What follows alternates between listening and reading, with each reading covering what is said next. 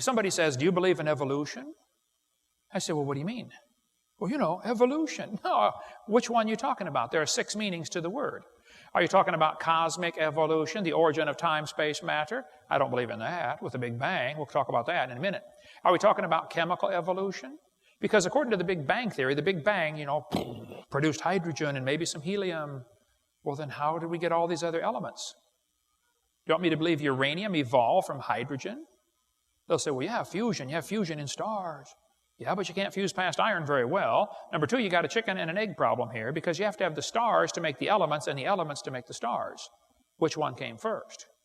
Which brings up, of course, stellar evolution. How did the stars form? You know, nobody's ever seen a star form. Scientists don't even have a clue how a star could form. No even good theories about star formation. We cover more on that on video 7.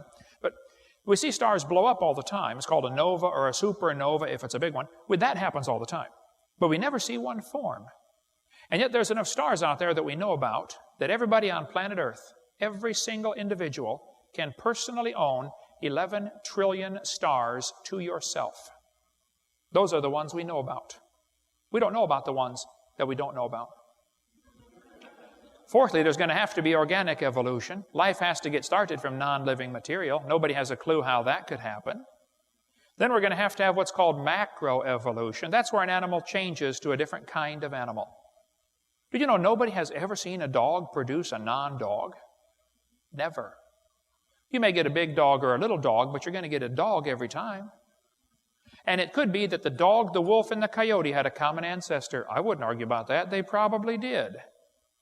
But every 5-year-old kid knows they're the same kind of animal. Lastly, we have what is called microevolution. This is changes within the kinds. Now, that one happens. I'll go along with number 6. I think animals can produce a whole variety of offspring. You know, long hair, long-legged, short-legged. That happens. But the first 5 are purely religious. That's not science. We never observe any of those. So if you want to win the debate on evolution, simply define exactly what you're talking about. And you'll find all they ever give are examples of number 6, which there's no argument about it. It happens. But then they imply that that is somehow magically evidence for the other 5, and it is not.